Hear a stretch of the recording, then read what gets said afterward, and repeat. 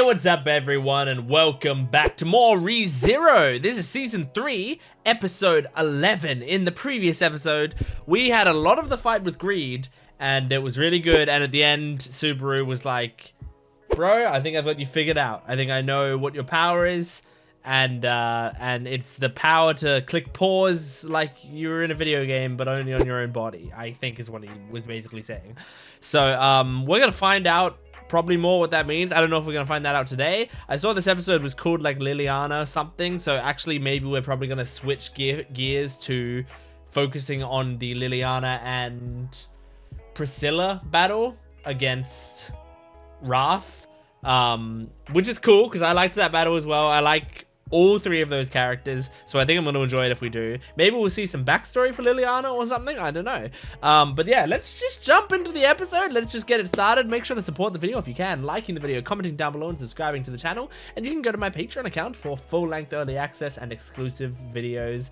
Let's jump into this. Season 3, episode 11 of ReZero. Oh. We're already getting Liliana backstory? Okay. Oh! Is that older sister or mother? The masquerade troupe. Ooh.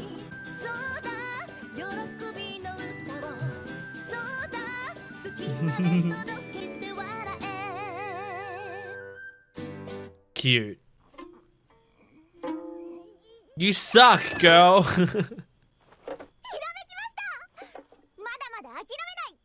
It came to you, but surely you're not gonna be. Yeah, okay.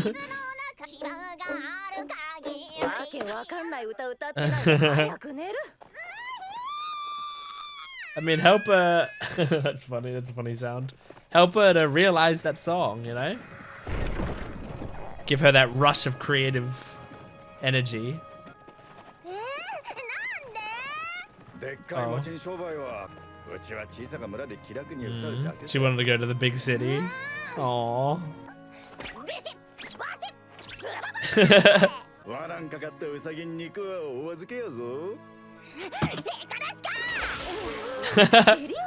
You brat. Oh my gosh.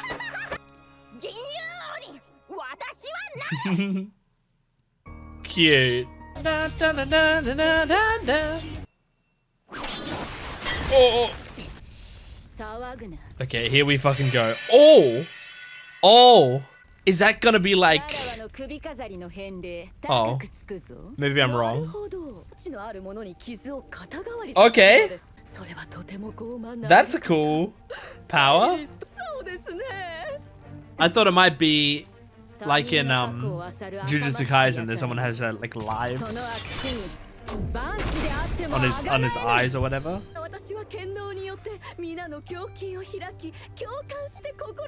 Oh my god.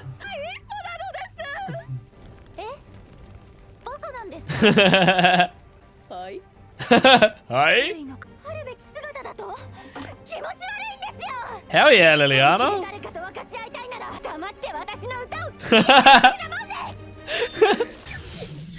Oh, Priscilla is gonna defend her. This is good. Yes, Priscilla! Oh, I love Priscilla. She's like, oh, you're so about understanding, but then you just ignore her.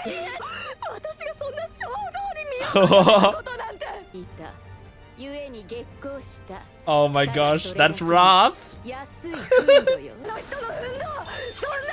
I love, like, Priscilla can defeat people in debates.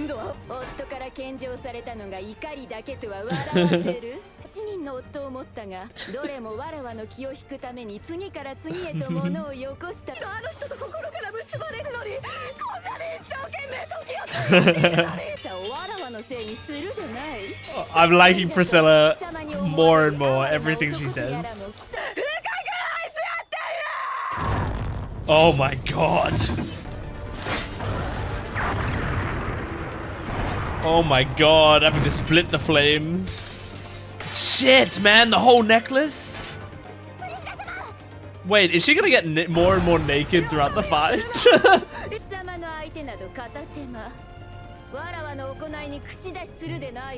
Well, Liliana got behind her. Oh, and now she's there as well. Whoa! Holy shit, Priscilla!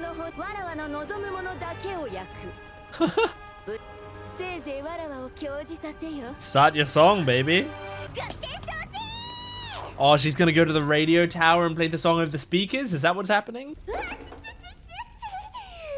The fire only burns what she wants it to, so it won't burn you, right?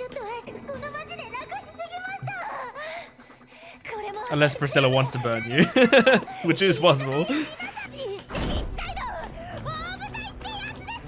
Oh, okay, she's just doing it on the balcony? I thought there was a radio up there. That she would use, like a PA system.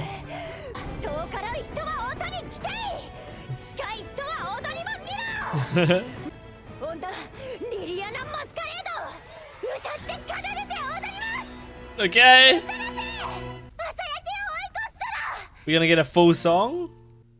Or we're gonna get a flashback? Or both at the same time? Okay, so she did travel on her own. They just let her go? Damn, man. So she's just been living on her own since she was a kid? Oh, she's being chased by mob beasts. Oh my god. They're not impressed? I mean, she's a kid. I'd be impressed if she was doing Twinkle Twinkle Little Star, to be honest.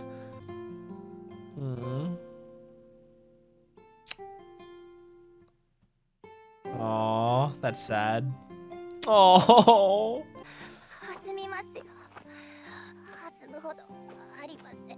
Oh my gosh.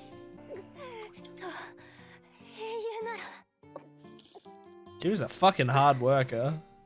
No one can doubt that.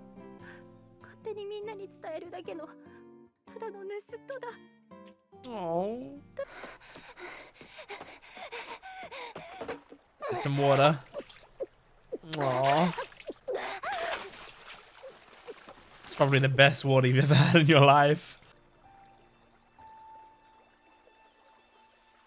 Oh. That's beautiful. Oh.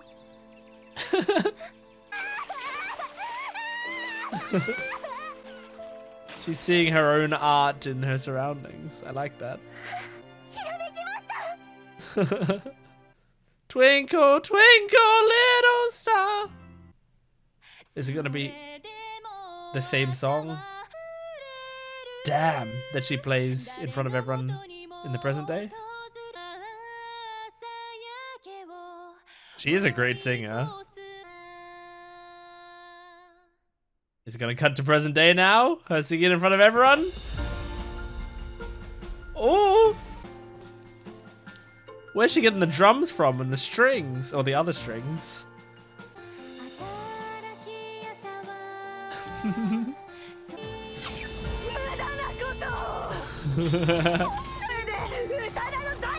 Her voice will reach the people she wants it to reach. You're gonna de-charm them? Counter-charm them? Aww.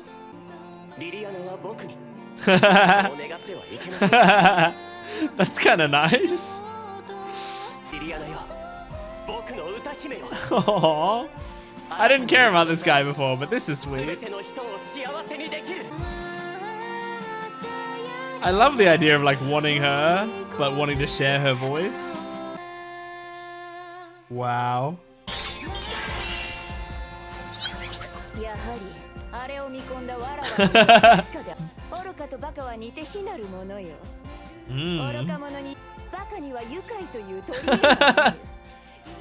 Priscilla's so great. Oh my god. Oh my god.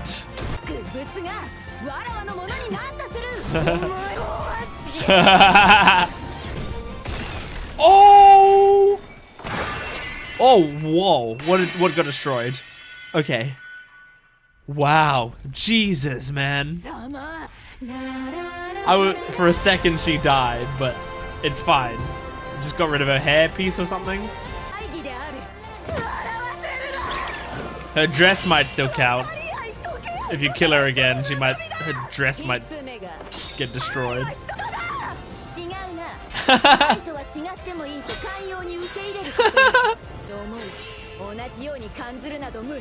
I agree, Priscilla. I like Priscilla with her hair down as well. Oh, shit. Oh my god. Nice. Did you cut her in half?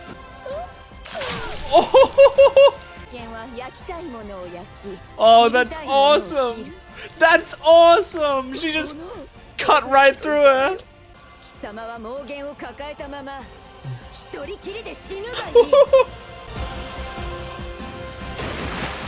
Hell yeah.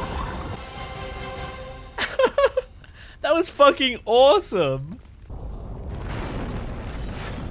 What about Liliana? Oh.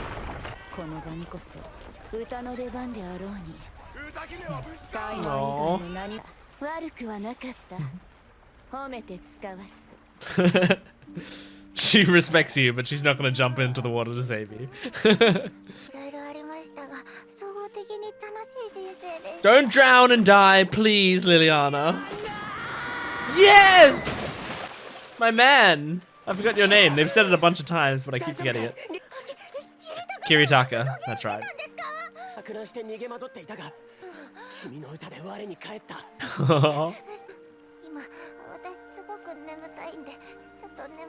Oh.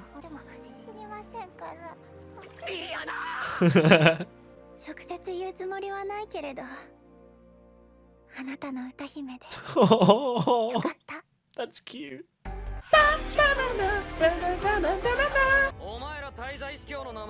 Oh. Good, he's figured it out. Ah! Lion's heart. Mm-hmm. Yep.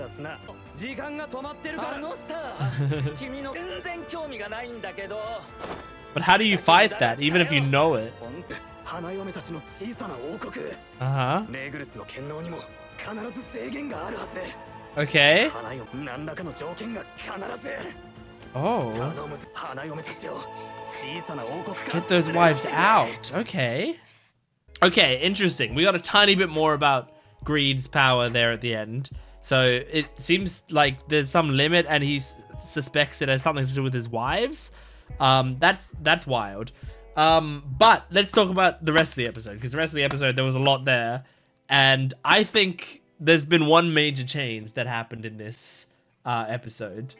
I think like it was all based mostly around Liliana, and Liliana was awesome in this episode, and I think she's a great character, right? And I mean, especially for a character they introduced this season, like I've already gotten very attached to her. That's all great. Good job with that character. But I do want to say this episode has really rocketed Priscilla up to one of my favorite characters in the entire show. And I say this not saying like what she did in this episode was necessarily like worthy of like rocketing her up, but rather in this episode, since we had so much exposure to her, and I mean in terms of screen time, not in terms of skin, I was watching this and I was going, I think I've loved her all along, and I'm only just realizing how much I've liked this character. Like, she always has made me simultaneously laugh and also go, she's making some good points, you know? But also, you know, be like, I remember from when we first got to know her character a bit, and she was talking about the whole, like, this world is designed in a way that caters itself to my whims or whatever, right? She was essentially saying like, I excuse me, like I don't have to worry about anything because eventually the world's gonna give me what I want. and like that's it's a very funny character type to have because it's obnoxious, but also to me I think it's very interesting to explore that character type. And also I think it's fun that that's a flaw in her character, but she's not a villain. You know, it's using that flaw. I really like, anime is really good at doing this. There's several anime out there that uses greed greed or ego or whatever as, like, they can use it as a positive, right? They take such a negative emotion or feeling or attitude and they present it in the same way that you kind of expect it, but the story frames it in a different way. And I think that is quite complex. I think that's a really interesting writing technique. Is to go like, here's a character that you expect will be this certain way, and they will be that way, but how you're gonna feel about it is gonna be different. And so like examples of that are obviously Priscilla, but in Blue Lock, for example, Blue Lock takes the idea of ego. This thing that, like, you know, if someone has an ego and if they don't have teamwork but they do have ego, they think they should do everything themselves and stuff. There's that idea, which a lot of sports anime is going, ego is bad, teamwork is good. But Blue Lock really digs into that and goes like, hey, maybe there is something to ego within sports, and we're gonna give you a show which takes this idea of ego and makes you root for the characters to have more of that and less of the teamwork. And it's really interesting the way that they do that. Also, Dr. Stone. Dr. Stone has a character named Ryusui, who is the greediest man in the world, and he wants to have everything. He's like a greedy man who wants everything.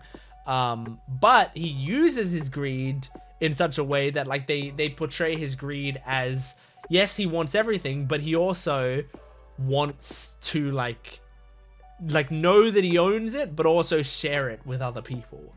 But he just wants to own it. And he also wants, you know, the sharing to people will give them joy. He wants to own that joy as well. And so in a way, he's actually using his greed positively because he is greedy, but that doesn't mean he has to be a bad person. So there's a lot of anime that does the idea of taking things that are inherently negative and putting a positive spin on it, or an interesting spin on it that makes the audience engaged in it. Priscilla is a perfect example of that, I think. She is, by most accounts, a bitch, and I love her. And, like, not even just in a, like, oh, I love her as a viewer, and I think if I knew this person in real life, I'd be so annoyed at them, which is a character type, and that happens a lot. But no, I think if I knew her in real life, I think I'd kind of vibe with her. Like, I think, yeah, there's something to her, and not just because she's pretty. I'm actually like, I'm trying to take out all of my biases going into this character analysis, where it's like, obviously she gets points because she's a pretty woman, and that is always going to get points in my book.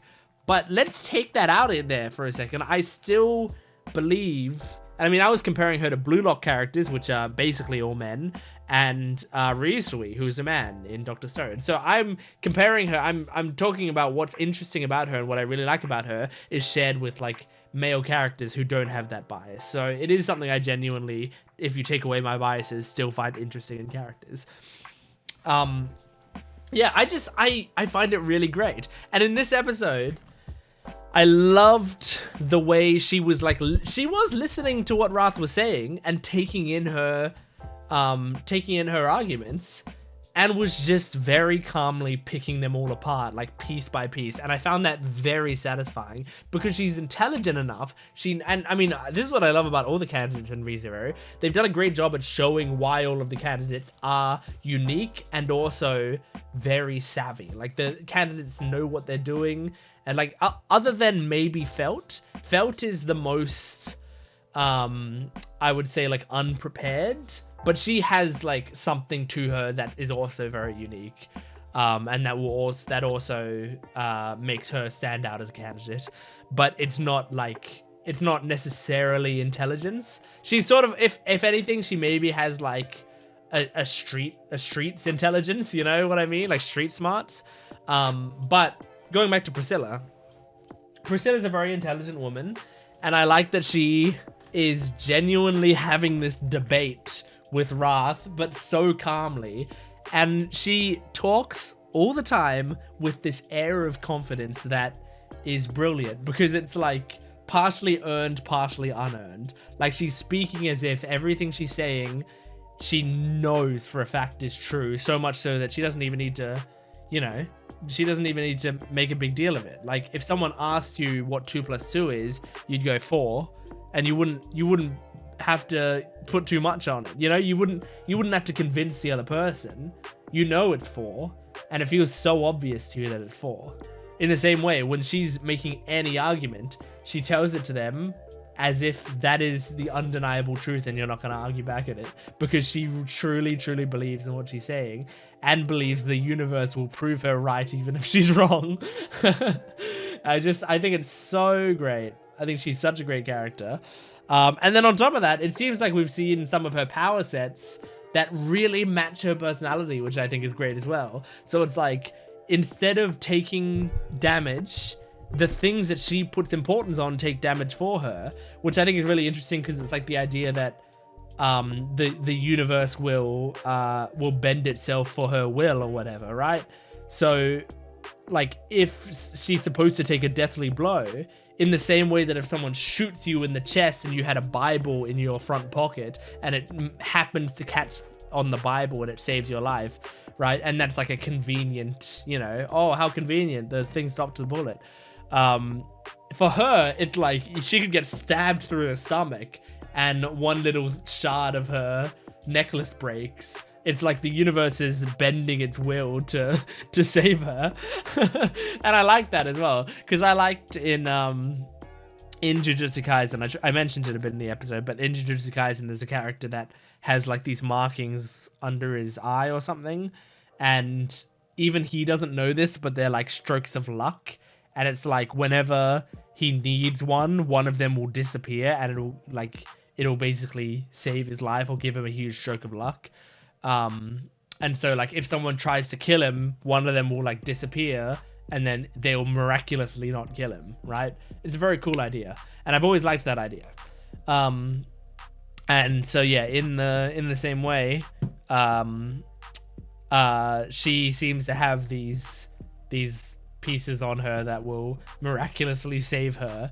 I mean, one of the attacks completely tore her body apart, but then she formed back together and her hairband or whatever broke.